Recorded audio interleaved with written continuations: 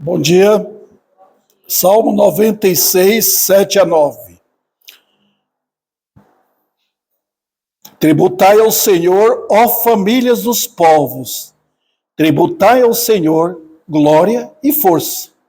Tributai ao Senhor a glória devida ao seu nome. Trazei oferendas e entrai nos seus átrios. Vamos orar. Eu vou pregar sobre adorando a Deus com tributos. Glórias ao teu nome, Senhor. Tua palavra é suficiente. Nós aqui, eu como pregador, não terei nenhum valor se não for para a tua glória. É a tua palavra que edifica, que constrói tua igreja, que chama os pecadores ao arrependimento e exalta o teu trono de glória. É a tua palavra.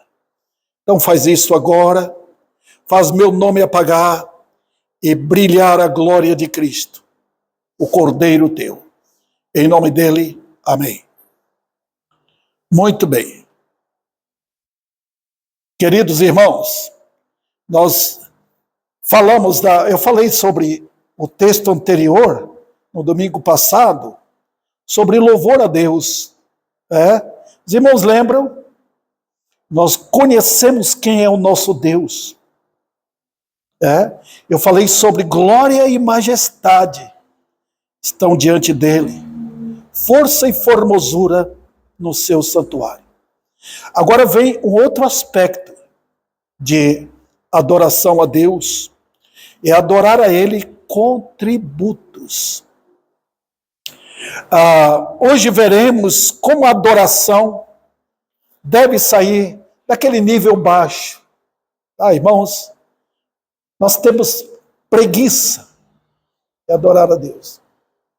Se você der lugar ao seu corpo, você não é candidato para adorar a Deus. Adorar a Deus não é ser levita, não é... você é um dos adoradores. Todos os crentes são adoradores, irmãos. Não existe isso, não. Os santos do passado eram verdadeiros adoradores. Eram pessoas que adoravam a Deus em espírito e em verdade. Não é barulho, não é bateria, não é um show, não. É adorar a Deus em espírito e em verdade. Então nós devemos sair daquela fase baixa, preguiça, né? Hoje não tem mais temor. Pessoa que deixa a igreja para ficar em casa, com preguiça de vir, não sabe quem é Deus. Não sabe.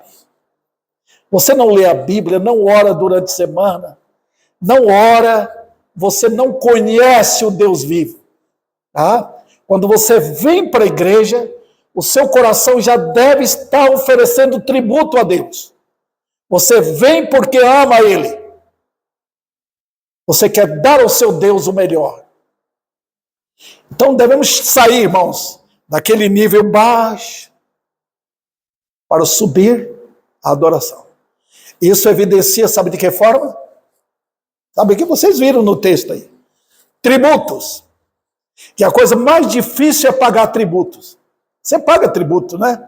Paga o IPTU, você paga impostos que o governo arranca de você em tudo que compra. E ao nosso Deus glorioso não é digno de tributos?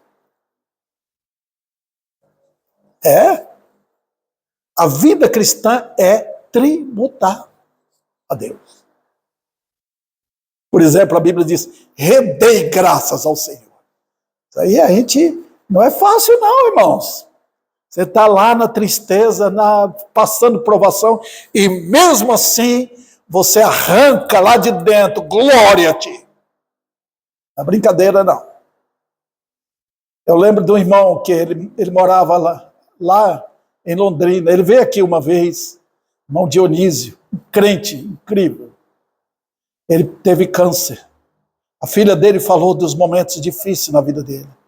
No meio das dores terríveis, ele erguia a mão lá no hospital, glória, glória, glória, glória. Isso é tributar a Deus.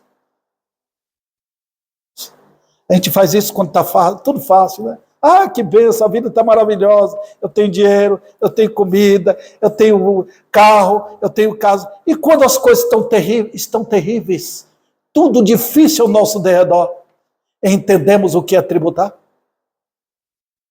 Ouvimos essa semana que os crentes na Síria estão sofrendo. A minha esposa falou que eles estão até costurando a boca dos costurando.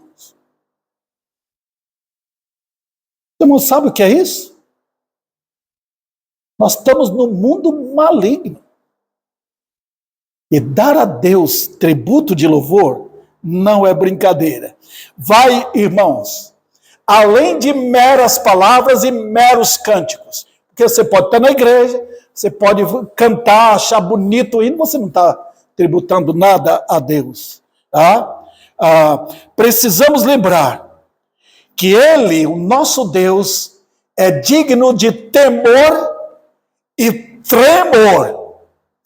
Sabe, nós nem saímos, nem pegamos um pouquinho da parcelinha do temor para chegar ao tremor. E você está tremendo diante disto. Precisamos lembrar também que Deus não aceita aparência, nem linguagem lisonjeira, irmãos. Eu estava vendo o que está acontecendo nas igrejas aqui no Brasil e no mundo, né? Como Satanás entrou. Tem mulheres quase despidas, dizendo que estão adorando a Deus. Tá? Na frente, naquela truculência da carne, dizendo que estão adorando a Deus. Coisa diabólica, irmãos. Não é assim. Temor ao Senhor. Queridos, vamos lá. Deus também, voltando aqui ao que eu havia falado, não aceita lisonja, eu te amo, eu nasci para te adorar, linguagem lisonjeira, irmãos, isso não é louvor, isso não é adoração a Deus. Deus vê o homem no coração, ele recebe aquilo que é do coração. Você lembra daquela mulher que chegou com a moedinha? Era a única coisa que ela tinha. Jesus falou, essa deu tudo que tinha. Falo isso, irmãos, porque eu vejo milhares com nomes de crentes e nada tem para dar. Nada tem. Vem de vez em quando na igreja, não lê a Bíblia, não ora, não testemunha, não fala, não comunica com ninguém, tem medo de declarar e confessar a sua fé. Isso não é tributar a Deus. Louvor. Você tem medo? Medo dos homens? Então é um viver de profundo egoísmo. É viver de incrédulo, irmãos. Isso. Então você conhece esse maravilhoso Deus? O Deus da salvação, como nós vemos aqui nesse salmo? Vamos lá. Obviamente não dá para passar tudo hoje, irmãos, mas eu tenho alguns assuntos aqui para falar sobre este adorando a Deus com tributo. Primeiro, nós temos um convite à família dos povos. Está vendo aí? Veja, tributai ao Senhor, ó família dos povos. Tributai ao Senhor glória e força. Eu sei, irmãos, que hoje a família está despencando. Os homens hoje não sabem o que é ser sumo sacerdote. Quase não temos homens nas igrejas. E os que estão nas igrejas, eles são silenciados pelas mulheres. Impressionante, né? Eles silenciam porque as mulheres ocuparam um lugar que Deus não deu para elas. Tá? Tem mulheres que têm funções impressionantes. Tá? Uma mulher forte na fé, que sabe o que crê e que ama o Senhor, que respeita o seu marido, e essa é a mulher sábia. Mas eu quero aqui destacar, irmãos, o conceito bíblico de família. É um conceito altíssimo e é ainda na tradição judaica. No Velho Testamento, Deus deu ênfase à família. Por quê?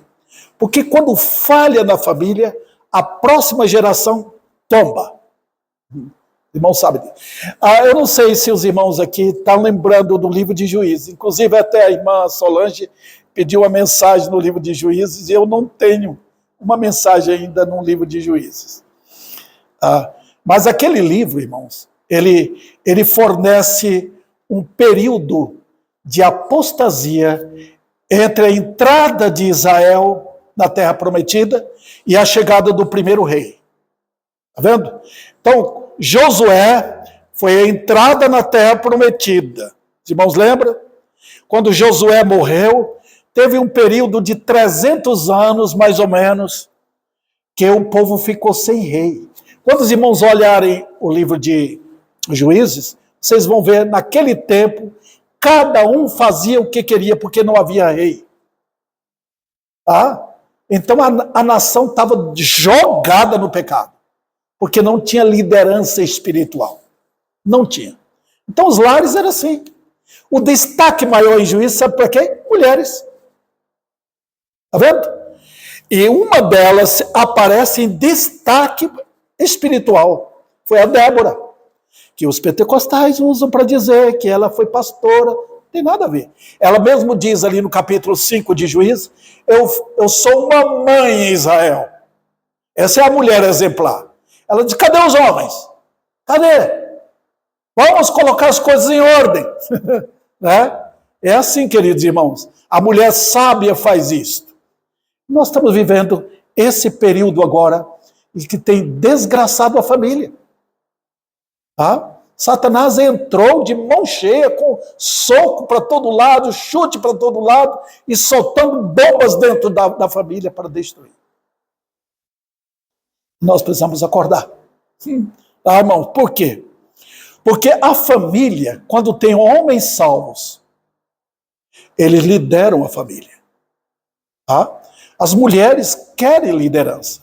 Quando elas não têm essa liderança, elas começam a se destacar. Tem mulheres que têm uma capacidade extraordinária de liderança. Eu li a respeito de uma mulher americana, crente. Ela tinha uma habilidade para várias áreas, mas ela sabia como destacar o marido na ocasião própria. Isso é sabedoria. Débora foi uma dessas, que se levantou no tempo dos Juízes. Então, irmãos, quando o lar é desfeito, Satanás começa a quebrar os homens. Foi assim no Éden, os irmãos lembram? Ele foi em quem? Ele não foi em Adão, ele foi na mulher. É assim que ele faz para destruir a família. Ele vai especialmente, diretamente na mulher. Mas notem, queridos, que quando Deus instituiu a nação judaica, os irmãos podem ler o livro de Deuteronômio, capítulo 7, para os pais ensinar. E aqui a tarefa dos pais é ensinar aos seus filhos. Não é para falar para ele, você quer fazer uma decisão de aceitar Jesus? Eu tenho aqui meus netinhos. O Gessé e a Virgínia sabem que eles, os dois, nasceram no pecado. O que é que tem que fazer? O Gessé é o responsável por isso. Não é a Virgínia. Ela tem autorização dele para fazer, quando ele não está presente e tal. Mas quem ora, quem comanda isso é ele. Ensinar os filhos o quê? A respeito de Deus. Fale. Através de disciplina, através de um culto familiar, ensinando aos filhos quem é Deus, para trazer temor ao lar. Inclusive aqui na disciplina. A Bíblia manda disciplinar o filho, dependendo do castigo, levar no banheiro, deixar o bumbum para cima e falar para ele primeiro por que está fazendo. Sempre colocar Deus. Senhor, Deus mandou fazer isso. Eu sou autoridade na sua vida porque Deus me delegou.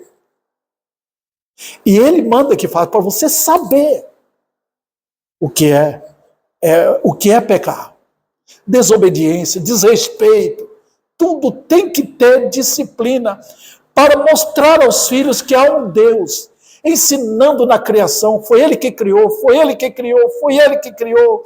E nós caímos em pecado, nós tombamos em Adão, mas Deus enviou seu filho. Faz isso, irmãos, porque nós estamos levando a nossa família para uma nova geração, com a permissão de Deus, que fornece uma posteridade maravilhosa. Tá? A desgraça na família está profetizando que a próxima geração vai ser de terror. Está vendo, queridos? Então, a sociedade judaica caía, tombava por fracasso da família. Se os irmãos olharem no começo de Juízes, diz o que ali? Teve, depois da morte de Josué, levantou outra geração que não conhecia o Senhor. Aquela geração que temia o Senhor morreu. Morreu. E levantou outra geração que não conhecia o Senhor. Qual foi a falha? Deus falhou? Não, falhou a família. Tá? E foi sempre assim na história de Israel. Certo? Então, o que a Bíblia diz aqui? Olha, ó família dos povos, a glória de Deus na família.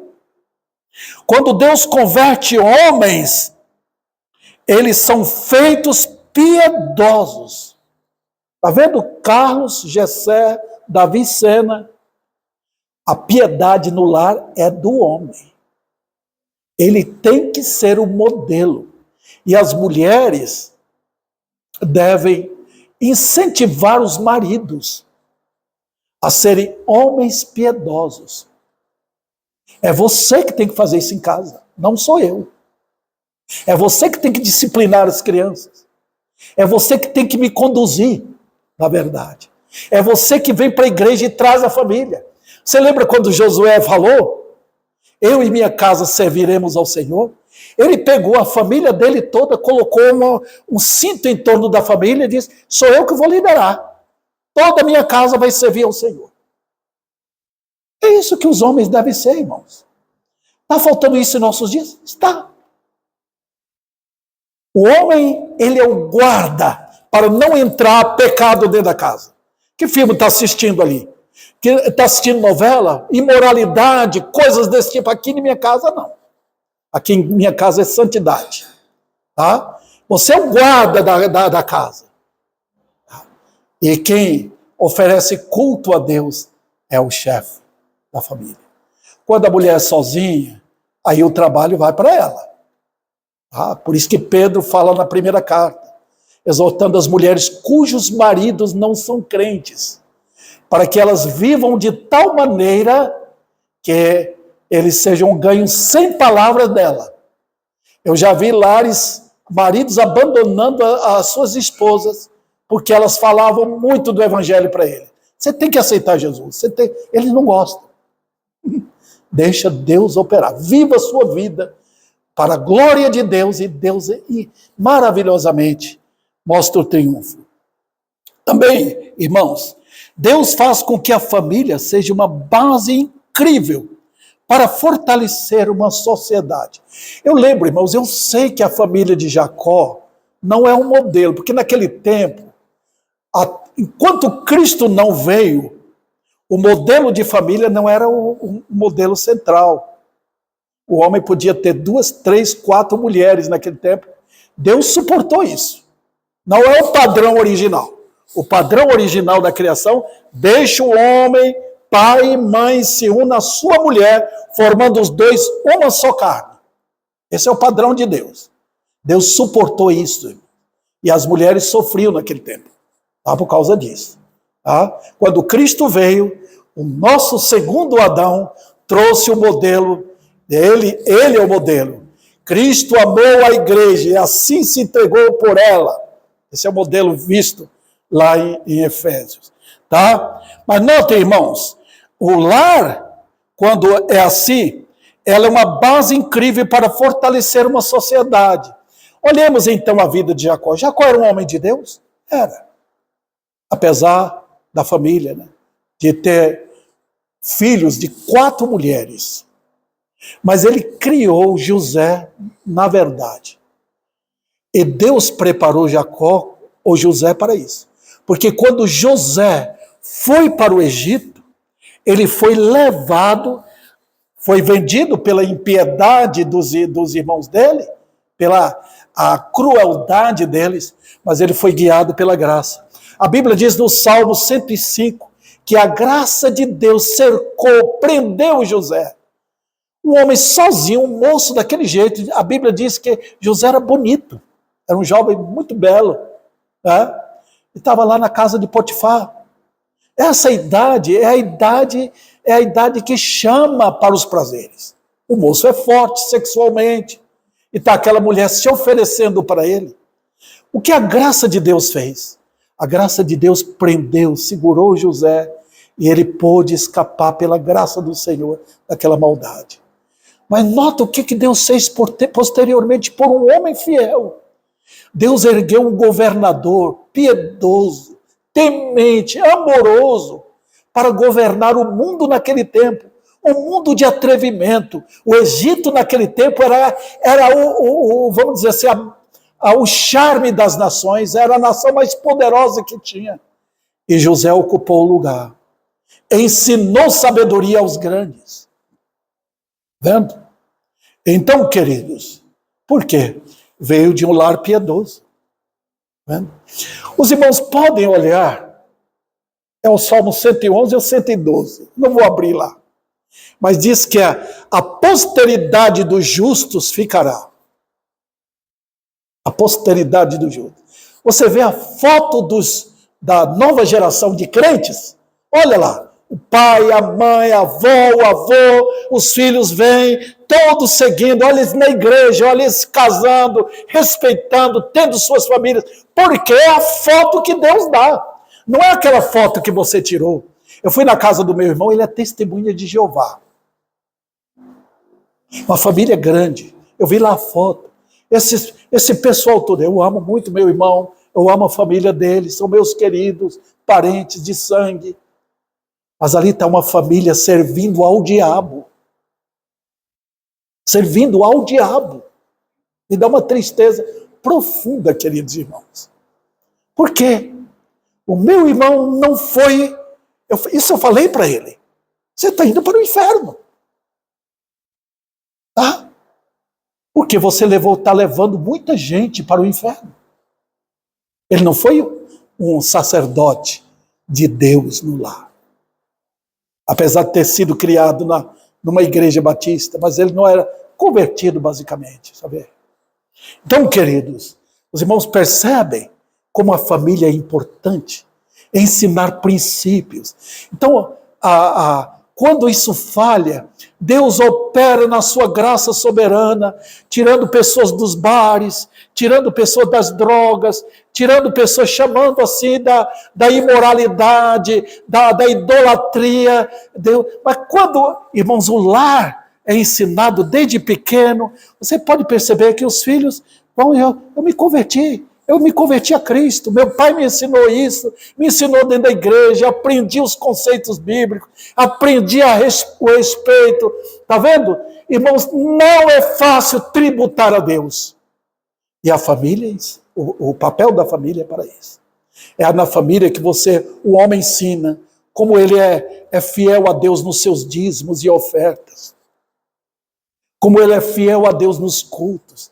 Ele quer a glória de Deus. É como se o lar dele fosse um templo ali. De tal maneira que ele faz isso. Olha, irmãos, eu vejo hoje está até no meio dos crentes, uma falta de respeito pelo dia do Senhor. O dia de domingo é o dia que eu já falei para minha esposa, nós não compramos nada. Compra no sábado, mas no dia do Senhor vamos mostrar a dignidade e a glória dele. Ninguém comprar nem vender. Vamos sair para a igreja. Os irmãos, pensam nisto. Se todas as famílias fizessem isso, que alegria seria. Tá? Mas não. Você vê o dia do Senhor, é o dia de passear, é o dia de andar com o cachorro, dia de fazer compra, dia de ganhar dinheiro, dia de jogar e assim por diante. Não há tributo a Deus. Irmãos, veja como a família, quando é destruída, nós não vemos significado nenhum de uma base poderosa dentro de uma nação, eu sei que o nosso antigo presidente falava, é Deus, família, nação e família, se eu não me engano essa ordem, né? Mas a família sem a palavra de Deus, não tem Deus. Sem a palavra de Deus, não temos a verdade. Tá? Então, irmãos, estou terminando aqui, porque não vai dar para falar sobre tudo isso. Entra o que realmente significa adoração. Veja o que diz o texto. Voltemos aí. Versículo 7. Tributai ao Senhor, ó famílias dos povos, e aí eu vou terminar. Tributai ao Senhor o quê? Duas coisas. Glória e força. Está vendo? É fácil dizer glória ao Senhor. Precisa reunir força. Força na fraqueza. Isso só a graça pode fazer.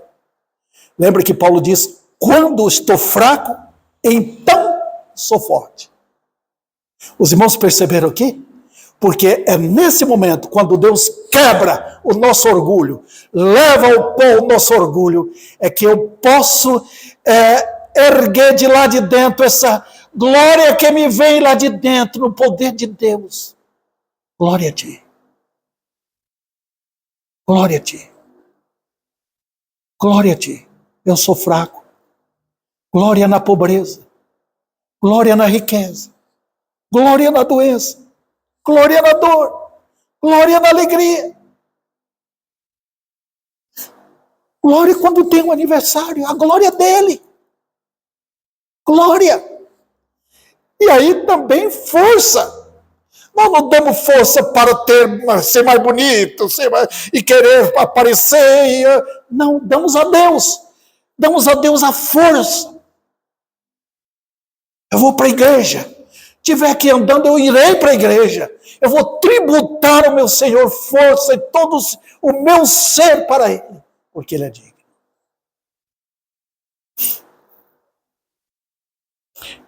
Vamos tentar encerrar aqui.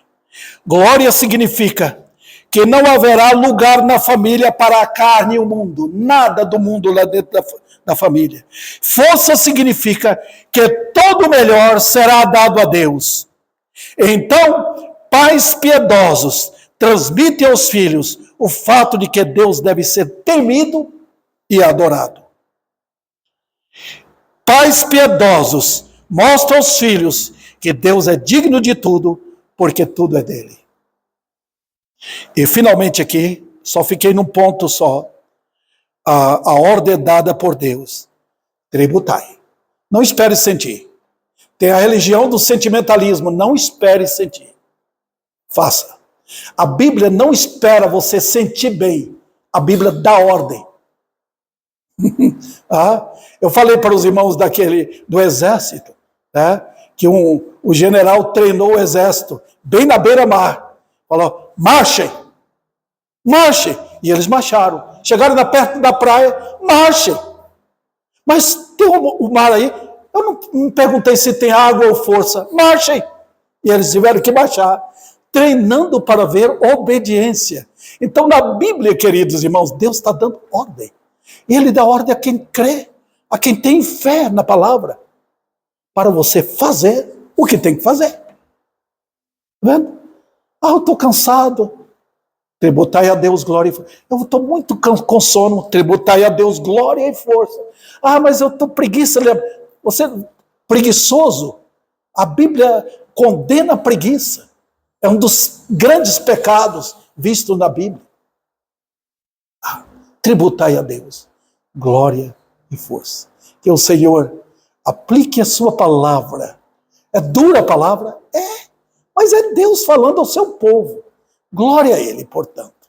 Vamos ficar em pé.